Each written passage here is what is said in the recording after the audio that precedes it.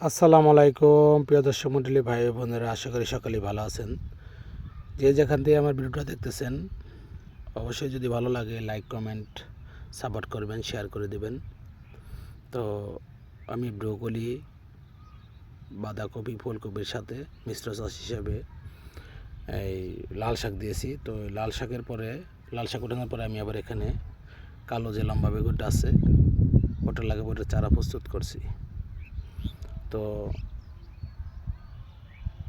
চাষ করে দেখি কীরকম হয় মিশ্র চাষ। তো শাকটা তো বিক্রি করেছি আমি 1800 টাকায় এই পুরোটুকু খেতে।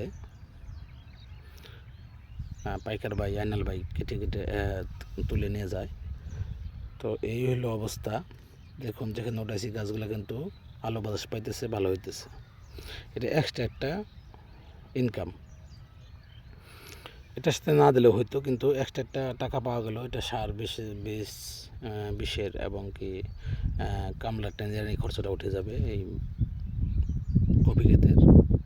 তো এটা উঠিয়ে আবার আমি বেগুন গাছ লাগিয়ে দেবো। তো কীরকম হয় আপনাদের আপডেট দেখাবো। যদি ভালো লাগে ভিডিওটা অবশ্যই লাইক কমেন্ট শেয়ার করে দেবেন। আমার পাশে থাকবেন প্রিয় দর্শক মণ্ডলী ভাই ও বোনেরা। আশা করি আপনাদের ভিডিওটা ভালো লাগবে।